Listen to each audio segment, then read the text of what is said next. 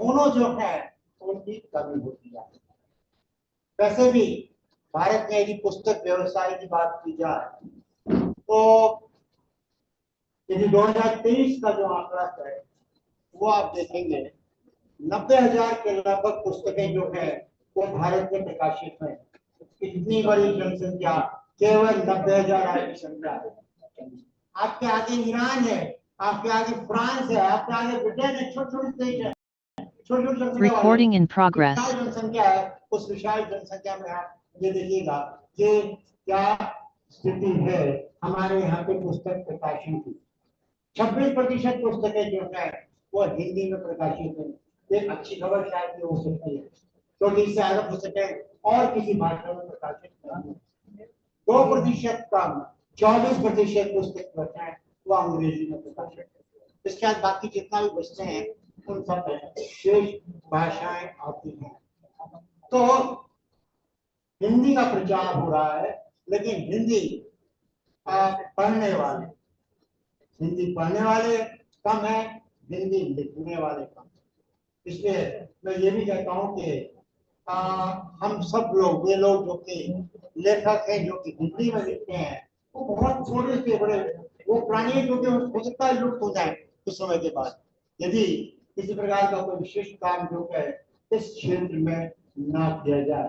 पुस्तक लेखन जो है वो किसी प्रकार के लाभ का कार्य नहीं है। सबसे बड़ी बात तो यही है।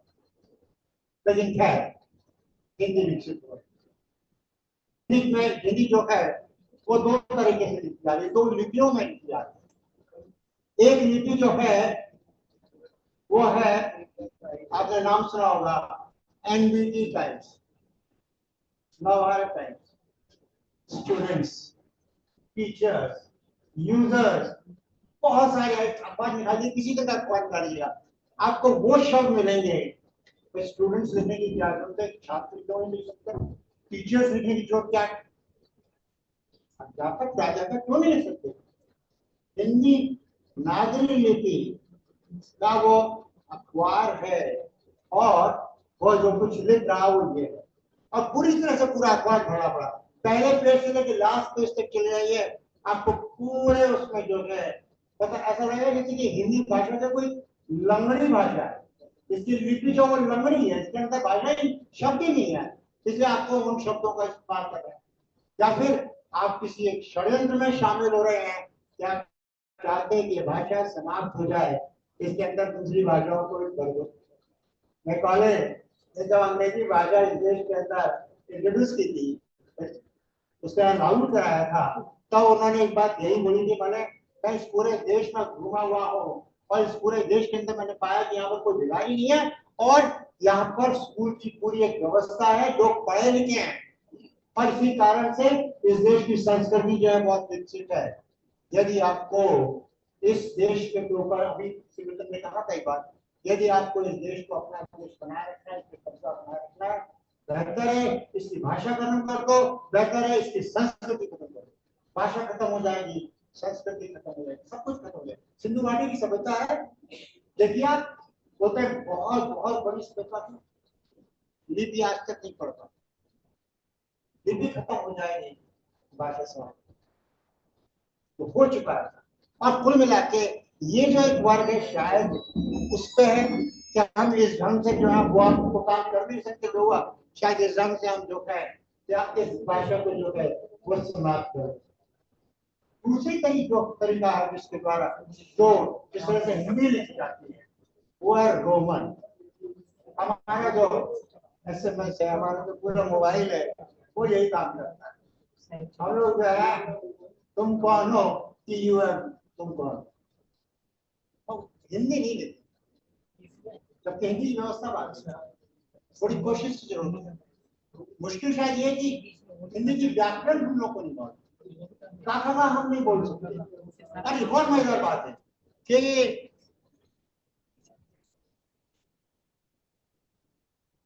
मैं ABCD या बोलूंगा और मान लो उसमें कहीं बोलने में गलती हो जाएगी तो मुझे लगेगा कि मैंने बहुत गलत काम किया।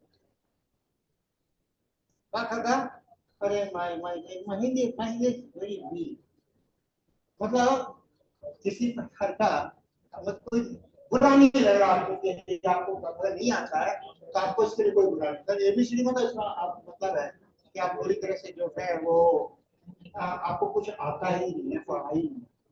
तो लिपि जो है हमारी जो है वो इस ढंग से आ रही है और ये दोनों की दोनों खतरनाक है।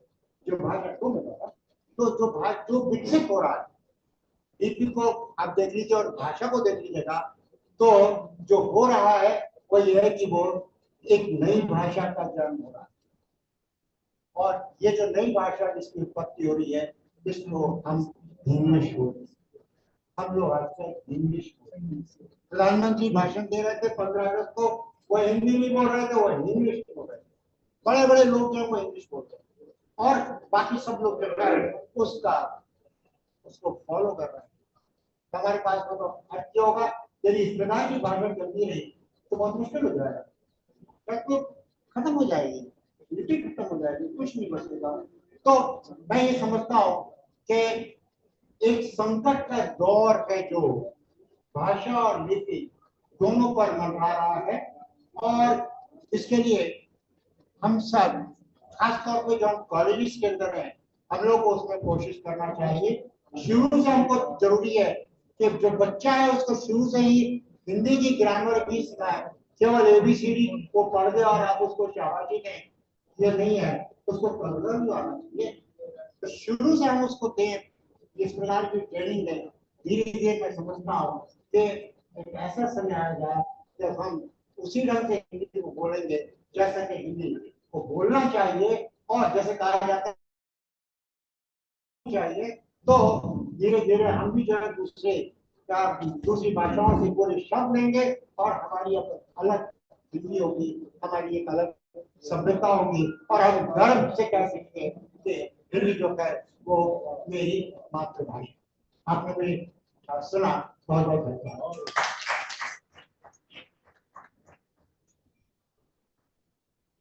डॉक्टर शिवशंकर अवस्थी जी, आपने अपनी बातें संक्षेप में आपका बहुत बहुत धन्यवाद। और हमारे जो मित्र हैं, युवा मित्र हैं, वो यही अपेक्षा करते हैं, वो सुनेंगे जरूर, ग्रहण भी करेंगे, लेकिन जितने कम से कम शब्दों में हम उन्हें परोसेंगे उतने ही ज्यादा वो ग्रहण करेंगे।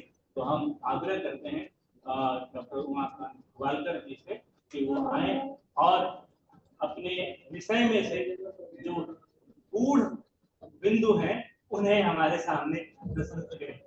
7 मिनट जी समय बता दीजिए। महासचिव ने बता दिया है कि 7 मिनट।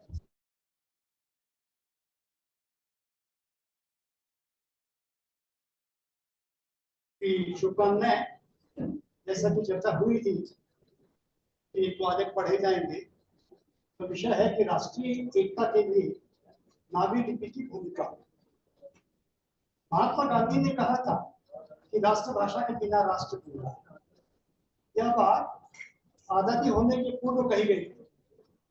इस समय की हिंदी जन जागरण, राष्ट्र प्रेम से परिपूर्ण क्रांति धर्मा स्वरूप की भाषा रही और आज हिंदी अंतरराष्ट्रीय पटल पर समग्र विश्व में प्रतिध्वनित हो रही।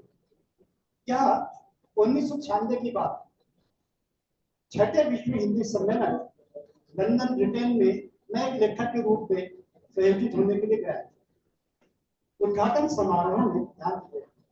उद्घाटन समारोह में ब्रिटेन के प्रधानमंत्री श्री टोनी ब्लेयर ने अपने एक सहयोगी स्टेट मिनिस्टर को प्रतिनिधि के रूप में भेजा था। अपने सद्भावना संदेश में प्रधानमंत्री श्री टोनी ब्लेयर ने जो महत्वपूर्ण बात कही उसे सुनकर उत्साहित होकर विश्व समुदाय के आमंत्रित प्रतिनिधियों ने तारीफ की। वो प्रेरक वाक्य था कि Hindi is a beautiful language of the world.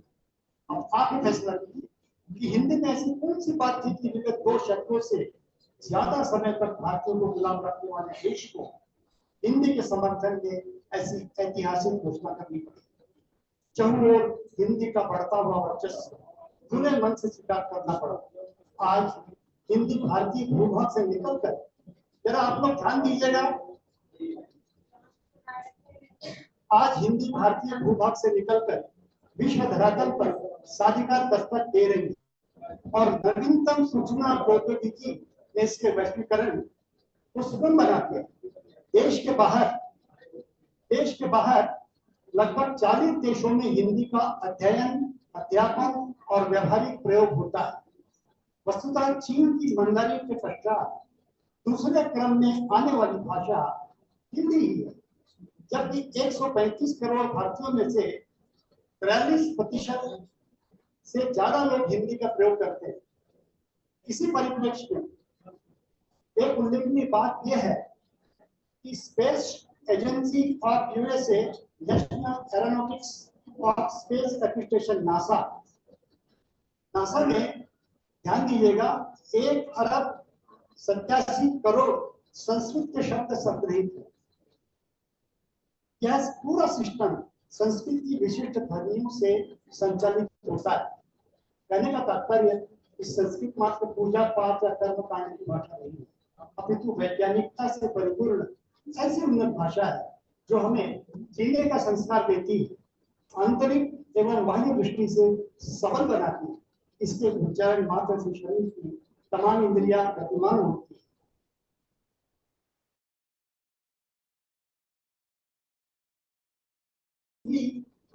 निरंतरता से प्राचीन अनमोल वाङ्मय धरोहर के रूप में उपलब्ध हुआ और यह सरकारी नागरिक नीति के कारण ही संभव हो सका। दरअसल लिपि ही किसी भाषा की समृद्धि, उसके समग्र व्यवहार क्षेत्र का बृहद परिचय कराती है। अतएव सर्वसामान्य भाषाई समाज में प्रयुक्ति की व्यापकता को देखते हुए हिंदी को सदर की राजभाषा के रूप में स्वीकार किया गया। इसके पूर्व स्वतंत्रता आंदोलन के दरमियान भी हिंदी विभिन्न भाषाभाषी लोगों के बीच परस्पर संपर्क करने का माध्यम बनी रही और सबसे महत्वपूर्ण बात है कि इसमें समस्त देशवासियों को एकता और समन्वय के सूत्र में बांधे रखा।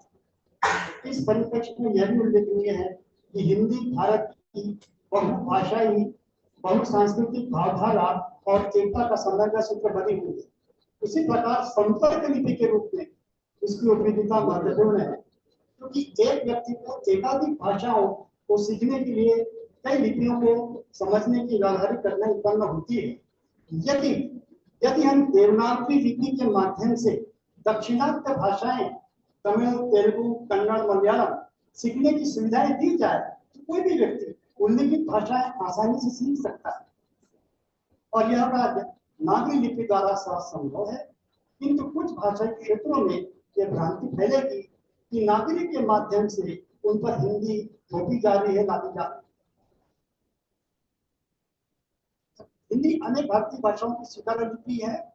यह सराहनीय बात है कि नागरी लिपि परिषद नई दिल्ली अपने सीमित आर्थिक संसाधनों के बावजूद देश के दुर्गम स्थानों में राष्ट्रीय संगोष्ठियों का निरंतर आयोजन कर रही है और प्रकारांतर से इसमें हिंदीतर भाषियों की सहभागिता बढ़ रही है, उनकी भाषिक चेतना की जाग होती है। मुख्य विषय क्षेत्र पर चर्चा करने से पहले यह स्पष्ट करना आवश्यक है कि आज हिंदी का फलक या परिव्याप्ति क्रमशः राष्ट्रभाषा, राजभाषा तथा संपर्क भाषा के रूप में 3 सूची में विद्यमान है। यह भी कहा जा रहा है कि हिंदी भारतीय भूभाग से निकलकर विश्व धरातल पर स्वाधिकार दस्तक दे रही है। नवीनतम सूचना प्रौद्योगिकी ने इसके वैश्वीकरण को बहुत सुगम बना दिया है। देश के बाहर लगभग 40 देशों में हिंदी भाषा का अध्ययन एवं व्यावहारिक प्रयोग होता है। वस्तुतः चीन की मंदारिन के पश्चात दूसरे क्रम में आने वाली भाषा हिंदी है। लगभग 135 करोड़ अनिवासी भारतीयों में से 43% से ज्यादा लोग हिंदी का प्रयोग करते हैं और हिंदी भारत की बहुभाषाई, सांस्कृतिक और भावधारा की एकता का समन्वय सूत्र बनी हुई। उसी प्रकार संपर्क लिपि के रूप में विषय भी मेरा है, उसकी उपयोगिता महत्वपूर्ण है, क्योंकि एक व्यक्ति को एकाधिक भाषाओं को सीखने के लिए कई लिपियों को समझने की व्यवहारिक कठिनाई उत्पन्न होती है। लेकिन देवनागरी लिपि के माध्यम से दक्षिणात्य भाषाएं तमिल, तेलुगु, कन्नड़ या मलयालम सीखने की सुविधाएं दी जाए तो कोई भी व्यक्ति हिंदी भाषाएं आसानी से सीख सकता है। यह कार्य नागरी लिपि द्वारा संभव है, किंतु कुछ भाषाई क्षेत्रों में यह भ्रांति फैलेगी कि नागरी लिपि के माध्यम से उन पर हिंदी लादी जा रही है, किंतु उनकी यह धारणा निर्गुण से प्रमाणित होगी, क्योंकि हिंदी अनेक भारतीय भाषाओं की स्वीकार्य लिपि है। यह सराहनीय बात है।